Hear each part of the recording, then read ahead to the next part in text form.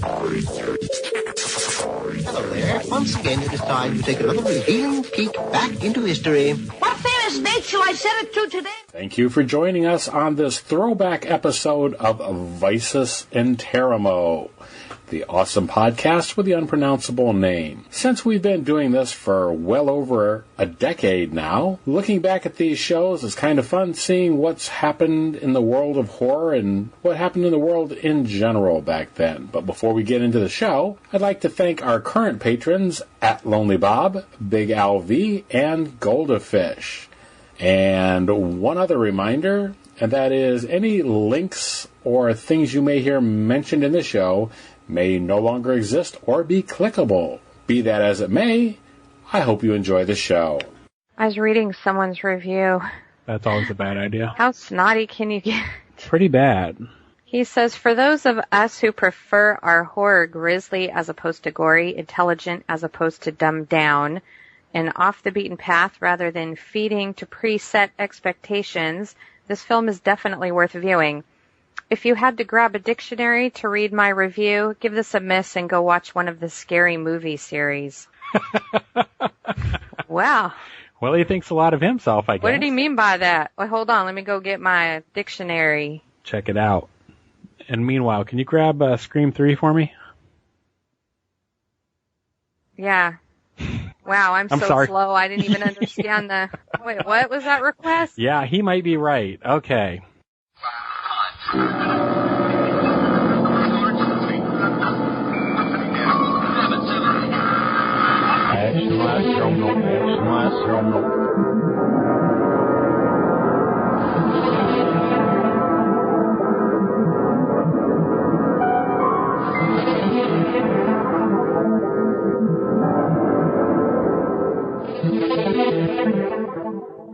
Welcome to Vicis Interimo, 30 Minutes to Kill. I am your host, Michael Madsaxxon Jones, with my lovely wife, Lori. Here I am. Yay. And today's review is on Dagon. And this is going to be episode number 127.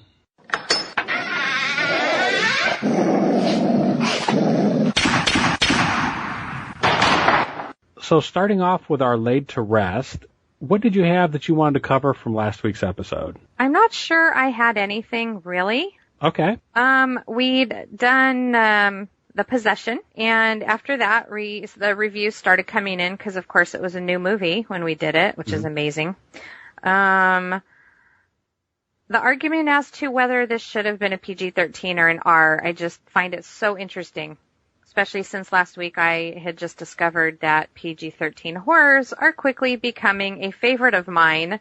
And I also said I would hate myself for saying that. Yeah. But a lot of people did feel it needed to be amped up and an R rating needed to be slapped on it. And I just can't agree with that. Okay. What do you think? I actually said it last week that I said I'd like to see the cut stuff from this. It didn't have to have that, but it wouldn't have bothered me either if they had amped it up to an R. That would have been fine too. I just think this one really did a good job. I think it was again, I'll say it walked a fine line. It was almost R as far as I'm concerned for the disturbing images and the intense scenes. You know, some of the violence and whatnot. But, I think they did a good job. I don't think it needed the R. And this is actually going to relate to something when we're talking about Dagon. Okay. I had a feeling that was coming. That was just by chance. Because then we watched Dagon this last week, and I was like, there it is again. And it related right back to The Possession. So. Okay. Yeah. So it was on your mind. Well, let's actually get down to talking about Dagon then.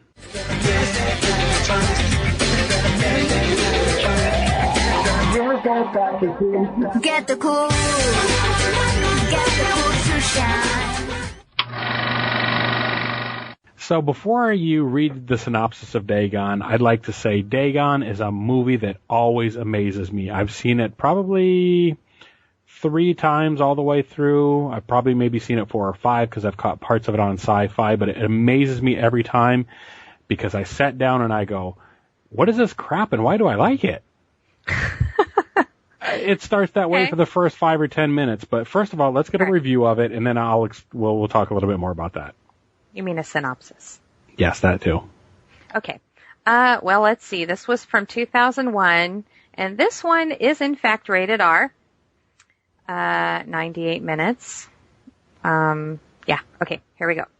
Two couples out for an innocent sailing jaunt are forced by a violent storm to take shelter in a fishing village, but once safely moored, they realize it might have been better to stay at sea. Seems the local villagers worship a sea god named Dagon.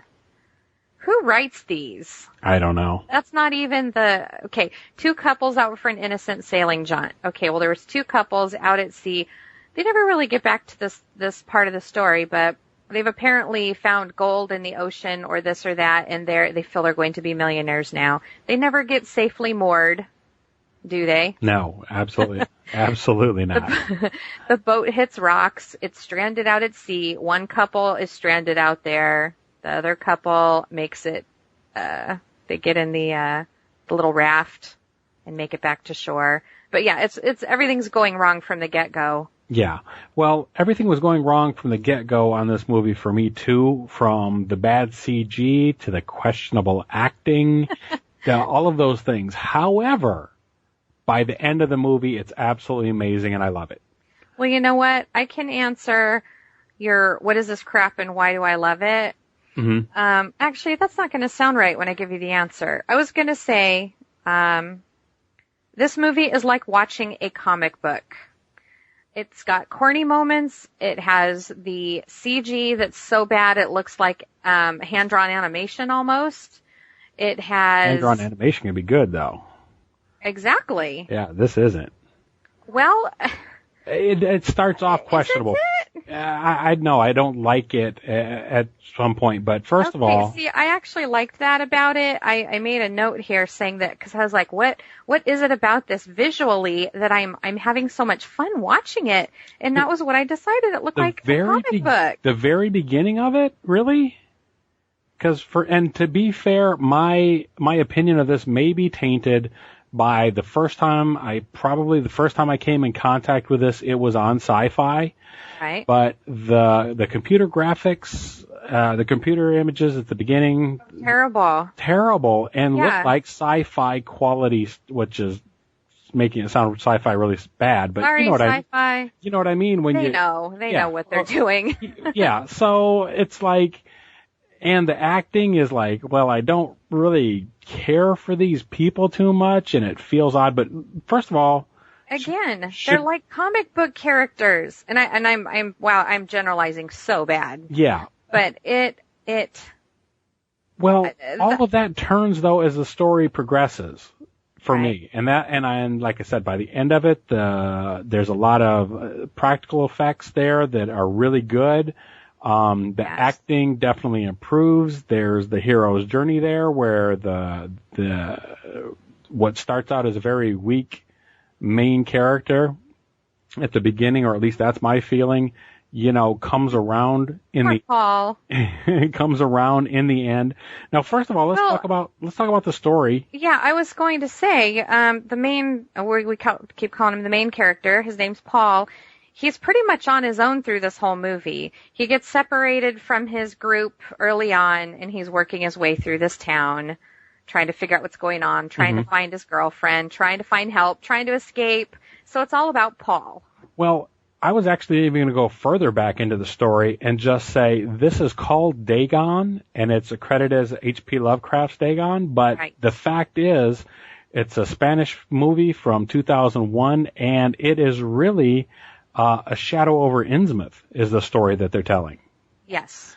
And... Well, yeah, Dagon is mentioned in several H.P. Lovecraft stories, so... Right. And, I mean, it absolutely... I mean, when do you ever know of them actually taking the story that they directly are translating into a movie and use that as a name? They seldom do. So a lot of people are critical of the fact that this is called Dagon when it's not the story Dagon, but it absolutely fits... because they're worshiping at the esoteric church of Dagon or whatever. Yeah. So, and that's who they're worshiping and so on. So that makes sense from that standpoint. So yeah, that's it. I just want to point out that it's just Shadow Over Innsmouth is actually the story. An updated version of that is what you're getting. Right, because it still isn't totally the story, but has the description of the town, of the people who live there, fish people. Yeah. I have to think of Finn and Jake now, fish people. I love Susan Strong. I just do. My gosh, she is not a fish person. Okay. I'm convinced. Okay, wow, Adventure Time. Let's come back to Dagon though. Yes, even the priest, the church, the singing, the strange singing being heard in the church, those are all from Shadow Over Innsmouth. Right. But yeah, but a totally different story. You know, the guy in the boat and the Paul running around, all of that is was rewritten and worked in. It's a twist on the story. What I like about it, I do like the story a lot. I enjoy it. I think it's a really good job. But like I said, I just can't get past the visual images to start with. Or at least, you know what I mean, that put me off on the movie. But again, by the end of it, I'm enjoying it. I'm wrapped up in the entire thing. The characters, I actually like the characters by the end of the movie. It's so funny because I love Paul right from the beginning. I don't get that. He's goofy, he's cute, he's annoying, he's wearing his little Miskatonic U shirt, it's all bright colored. I appreciate that. He is a cartoon character. He is so dorky and lovable as far as I'm concerned. Wow, for me, he's just annoying. Okay. Okay, but the acting, but you know, I mean, that's the other thing too. The acting, it's the same guy through the whole thing, and by the end of it, I like him. So I think that speaks to, you know, him playing his part well. Yeah. You know, because and he had those corny lines every now and then and funny facial expression. Like there was a little bit of comedy put in there. It was put in there intentionally. Yeah. It had to be. So it was kind of odd. Yeah, it was an odd mishmash of stuff. What would you give this one for a rating? I know you hate it, but going right to the ratings. Somewhere in the middle because I liked it fine. It's hard to talk about, it's hard to say why without talking about what I didn't like about it, but. Okay. Well, I'm just going to say that it's a high rating for me. I give it like an 8 or a 9.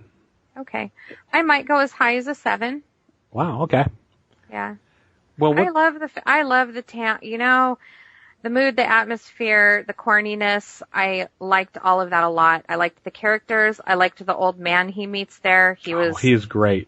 He was great actor and great character. He's the only, dare I say, human left there. Mm-hmm. The only one who is not worshiping Dagon and not being transformed. The rest of the villagers all have problems. Sea life aspects, characteristics. Right.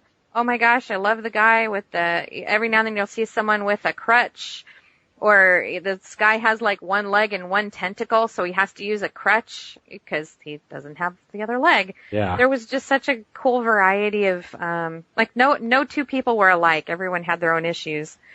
Wait, what are we talking about? We were talking about the characters and stuff, but the acting. Right. Okay. And I'd ask you for a number and we went on from there. Yes. Like I said, I love the atmosphere. I love the sets. Everything was wet and soggy, and all of the decor was fish and sea themed, statues, picture, like all of that. They did such a good job putting all of that together. Great sounds, scary. Oh my gosh, those scary voices when the people talk. Right. They sound like they're half, either half dolphin or just weird sea creature screeching sounds. Well, what was it that you didn't like about it? Okay, here we go. This did not have to be rated R. Why was it rated R? Because he was shouting the F word here and there. Yeah, okay. I actually started keeping track of how many times he said it because I just found it interesting. Okay. Up to 4 or 5 times I lost track. He only said it a couple times after that. So it wasn't really excessive. It didn't have excessive language. That could have been removed. Mm-hmm. And there wasn't gore, really, until the scene where, for whatever reason, and this didn't fit with the story either, as far as I'm concerned, I don't know what you think, but the fish people, if the villagers catch you, they're going to tie you up and they're going to rip your skin off. And they never say why. Well, They show them at the end with it. You know, where why would they be lamenting the days they were a human and wanting to wear human skin? Like, that part was awkward for me. It didn't need to be in there. The gore, it was kind of gnarly. I did not like that part. You know, and it's always, this is where I'm just, people go, okay, you like horror movies, but you're so soft. I love a great horror story. I do. I'm not a big gore fan unless it fits the story. So, you know, they caught the old man. He's an innocent. He's always been an innocent. He's not hurting anybody. They rip his face off, and it's graphic, and it's gross, and it's horrifying, and he's still alive, and it's torturous. And why is it in there? Okay. I asked too many questions. You ask way too many questions. Well, it's just one question. No, I mean, I got you, and It's not that I'm squeamish. I mean, I can handle that kind of stuff, but why was it in there? Yeah, I'm trying to figure out how to answer this without saying I liked it and then, you know, having to justify it. You know what I mean? I thought it was okay. It was on the verge of somewhat excessive, but that was the only really gory horror in there. So I see what you're saying, that it could have been cut. Yeah, it totally could have been not. Because it was just such a fun story, and like I said, the fish people, they were creepy enough. You know, they didn't have to be all, you know, rated R level, you know, limbs falling off or anything gross or weird. You know, It was just a fun, like, such a cool story, fun, neat effects, and then it was like, hello, why are we ripping this man's face off? What's going on here? Yeah, I don't agree. It was out of place for me. I understand it being out of place and stuff. I didn't think the story was that fun and light and didn't have that much fun with it, so it didn't feel out of place for me. Yeah, were you not paying attention to Paul? I absolutely was. Like I said, right from the beginning, I said, you know, I mean, I'm watching him the whole time, and I'm enjoying the transformation, the journey that he goes on. Well, and I appreciate all that, but... Okay, here's this then. Maybe this is why they put it in there, because I have a theory of that too. Okay. After that happens, after Paul is captured with the old man, and you really get to like the old dude, so that's why it makes it even a harder scene to watch. After that happens to the old man, Paul really makes his transformation at that point, and he gets tough because he's been kind of a bumbling, dorky kid up to this point. Right. All of a sudden, he's tough and he's kind of badass, and he's ready to fight these things finally, and the story becomes more serious. So was it used as that because he was like, you know, the old innocent guy, you know, you're pick on me, I'm not an old guy that can't defend myself. You know, he was really affected by the old man's death, and he really changed. And I loved when he changed, because then he was, you know, he wasn't just running. He spends the whole movie running and hiding, but all of a sudden he's like, yeah, you want a piece of me? Come on then. Right. So I really appreciated that. Yeah. I don't know. Did it just have to be so, did it have to be so graphic? It maybe didn't. And I'm not saying... They could have even toned it down a little bit and implied the whole thing, which is sometimes even worse. Yes, absolutely. And it still maybe didn't... It wasn't, to me, it wasn't a rated R movie, except for just that one part. So in those cases, I don't understand.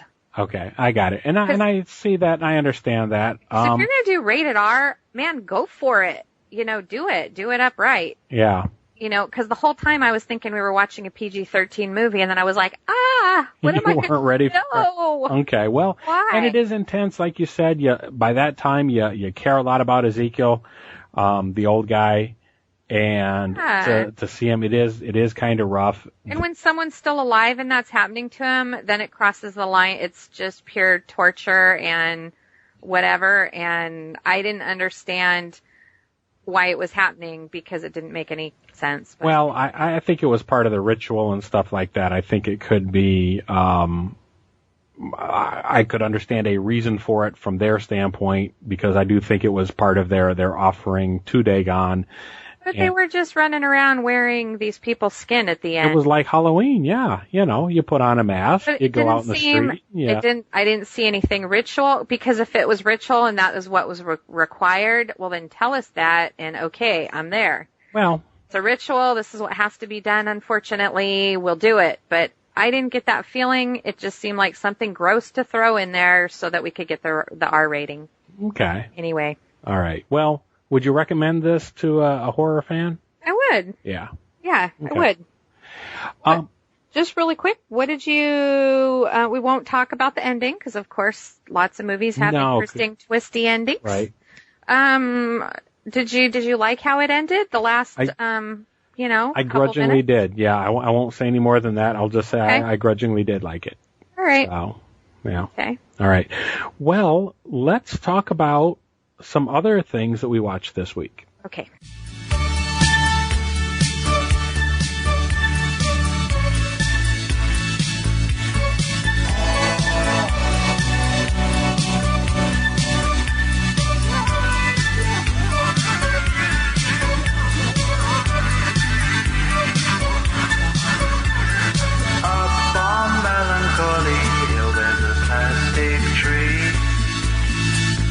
Are you here with me?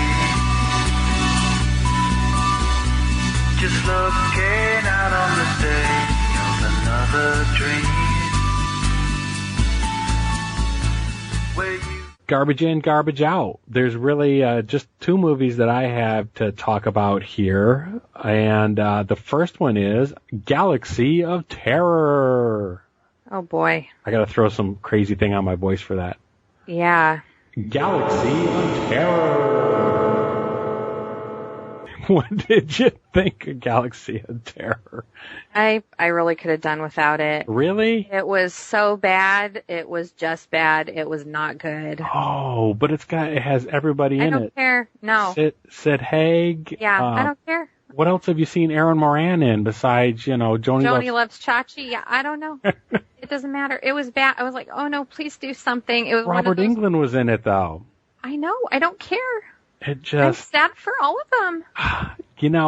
And I thought you were going to really enjoy it when we watched that first 5 minutes of it or so initially before we actually watched it. We sat down and watched we started watching it and you thought it was going to be. It's an old classic. Yeah. I mean, I've seen little pieces of it through time and have heard about it. But I've heard tell, but yeah, unfortunately I've experienced it myself. Just didn't keep up the momentum that you had in that first 5 minutes or so? Mm-mm. No? Okay. What else did we watch? Rise of the Planet of the Apes. Yes. And what did you think about that? That I liked. Yeah? It was a little slow starting. I was just getting ready to say the first 15 to 30 minutes or so, it was kind of hard. It was kind of hard to get through for me. Not that it was bad. It just didn't catch me. But somewhere. For me, it was almost like the first hour. Yeah. But it was just it was telling the story. It wasn't an action-packed, crazy adventure. It was just telling the story. But I liked it. I really liked it a lot. Well, it seems. Yeah, it was definitely slow. It seems to be the theme for me for this week, anyhow, is that this is another movie that picked up momentum for me. And by the end of it, I was really into it and enjoying what was going on. It was kind of long to get there. But I do think that it fits in with, and we've talked a little bit before about, remakes and how we feel about that. And there's nothing really new and original, but, some reboots are okay. And this, was a worthy reboot, I guess. Sure. Seeing the story updated and everything. So I think that was pretty good. Yeah, I enjoyed it. Garbage in, garbage out this week is also going to include the Comikaze. What about that? Oh my gosh. The Comikaze Expo. We just went there today. Yes, we did. That was pretty awesome. We could talk about that for an hour. We probably could, but we won't. But I'm just going to say that, we talk about never getting out and we want to go to a convention and this and that. This landed in our lap just at the last possible minute. I'd have wished we were a little bit better prepared for it. But I had a blast this morning. Thanks to Josh again for giving us a lift and initially letting us know about it. And then little Brian also confirmed what was going on. And we got a chance to go out and have a really good time. And we've got some pictures up, and I'll be adding maybe a few more of those later and stuff too. I've got every single one of them on my page. Okay. So, stop by my Facebook page. There you go. Yep. You could find me if you go to the Vicis Interimo fan page. I'm here and there on there. Okay. My name's Lori. You'll see me. Friend me. So, anything else to say about that? What was your favorite thing from this morning? Oh my gosh. I just got you on the spot now. I'll cut down There the was pause, so many good things. I saw Mike TV. That was the high note for you, huh? Yes, from the 1970s, Willy Wonka, of course, the musical version, as they call it. Yeah. But yes, I saw Mike TV. Yeah. Well, He was there, and he looks exactly the same. Yeah. Well, But he wasn't wearing his little cowboy hat. That would be awesome. He should have came in with his white thing. Yes, but yeah, I saw all kinds of things today that I loved. Cool. I mean, really, what can you say? Yeah, I can't pick anything, so I'm just... Saw Lou Ferrigno. We did. Morgan Fairchild. Thank you for saying Morgan Fairchild, so I didn't say Morgan Freeman again. Crawling Chaos is what's next on the agenda. And that's my turn, actually. It's your turn. I'm off the hook this week. Well, you're going to be right back on the hook when you find out how lame mine is. Okay. All right.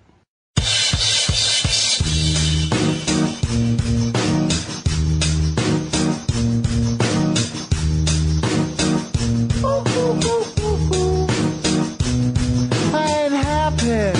I'm feeling glad I got sunshine in a bag. I'm useless, but not for long. The future is coming on. I ain't happy.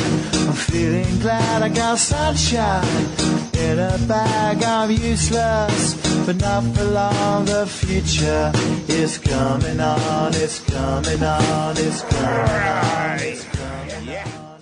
Okay, this is, I don't even know if you're going to call it a knowledge bomb or whatever, but this is just going to be... I guess they don't always have to be a knowledge bomb, because that puts a lot of pressure on me. Well... Usually it's Lori's Crawling Chaos, and you're like, all right, lay that knowledge bomb on us. And I'm like, Yeah. Well, Holy polies? This... I don't know. I like earthworms. No.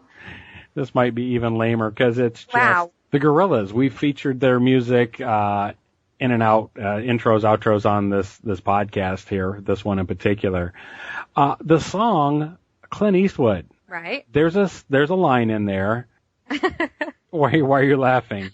Because I know what I asked you. Well, I thought the same thing and stuff. I hear the line, how does it go? I got a pocket full of sunshine. I've got sunshine in a bag. That's it. Yes. And you asked me while that was playing, is he talking about weed? Yeah. And that's what I had always assumed, too. Never making the connection. We just go right down the bad road. Absolutely. Never making the connection that was indeed from the good, the bad, and the ugly. Right. Right. The song is called Clint Eastwood. It is. That's the only reference to anything to do with Clint Eastwood, though, isn't it? I think that's what got you to research that a little bit. Because it's like, wait a minute. Yeah, exactly. You're not going to have a song called Clint Eastwood and sing about a bag of weed. You might. You might. I don't know.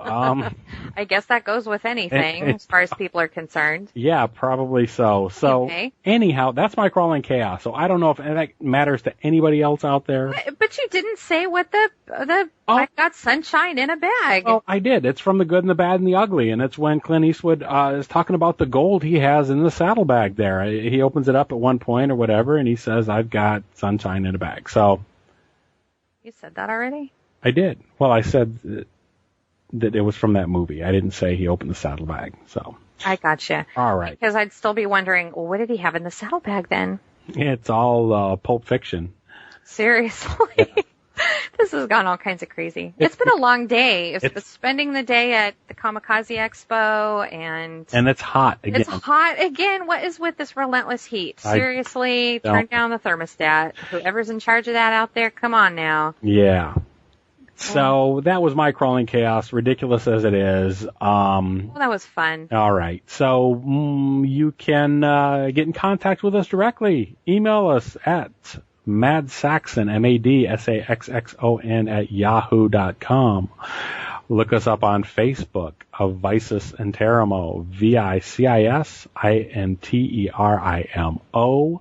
Look at those cool Comikaze photos that I put up there featuring me. We didn't get any pictures of you. That's mine are better. I've got 100 photos up, and you posted like a dozen. Well, I wanted, to give people a reason to come back to the page. I was going to post them a few at a time, but I see. I really have no self-control either because there's already like 30 of them up already or more. So you are doing them already. Putting them all out. Put up my Mike TV one. I think that one's already up.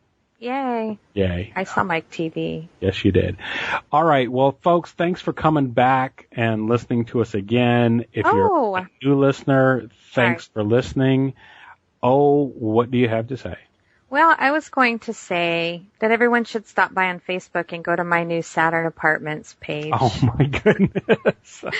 Well, here's the thing. I talked about Saturn Apartments in the past. You did. You brought it up on the podcast. It's a cute little manga series. It's kind of like a character study. It's not action packed and isn't all crazy, but it's just a really cool little series, manga series, and I love it. And when I wrote in my little likes on Facebook, I got to type in what books I liked, and I typed in Saturn Apartments, and not one person has ever made a page for that. So I made my own page.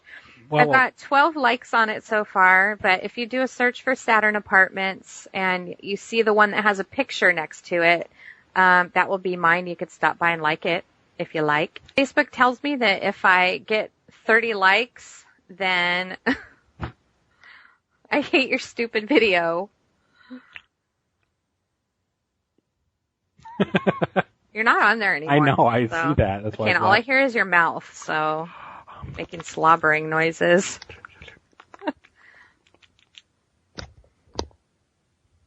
So Facebook tells me that if I can get 30 likes on my page, I get some kind of special features or access to some, I don't know, some unknown thing. I don't know what it's talking about. You get some kind of swag from the Facebook, something cool. Swag? Yeah, well, that's the stuff we picked up at the Comic-Con, all the cool. Yeah, Facebook's going to send me something. No, but I get some features on my page that it's not giving me right now. I see. So, maybe some new features to be able to advertise the page better or something. But right. So yeah, if you're one of those people out there who will like anything, that doesn't sound right. You're really not selling this one. No. Well, you know what? A lot of people only want to like things that they really genuinely like because you get, people have 1,000 likes on here and they get spammed to death by all this stuff. So, well, you're not going to spam. No, I'm just posting an occasional picture, an occasional, little blurb if I find one in an article. It's really hard to find anything on Saturn Apartments. It's really not very well known. It's very hidden, and I don't know. I'd like to get it out there a little more, though. And well, we'll see if we can't get you at least 30 likes on your page. Maybe at least somebody can, even one. I'd be happy with one person. One person? You hear that? Somebody out there, one person, please. Somebody like us, like Saturn Apartments. All right, enough of that. Let's. I'm sorry, you were doing your outro. You were thanking everybody. I was thanking everybody for coming back and listening to the podcast, and I'm thanking everybody that's joining us for the first time. We got a few new likes because we actually tagged people from the Comikaze Expo. And I'm hoping that they'll maybe listen to the podcast and we'll keep our audience growing. So anyhow, thanks to all of you. Come back next week. This morning, you've got time for a hot home-cooked breakfast. Delicious and piping hot in only 3 microwave minutes. Are you kidding? Yo, pretty packages of Frosted Delights. Look, it comes with a toy. I like that. I want a number 4, number 6, and throw in the plastic donut. Just enjoy the gritty crunch. It tastes just like chicken.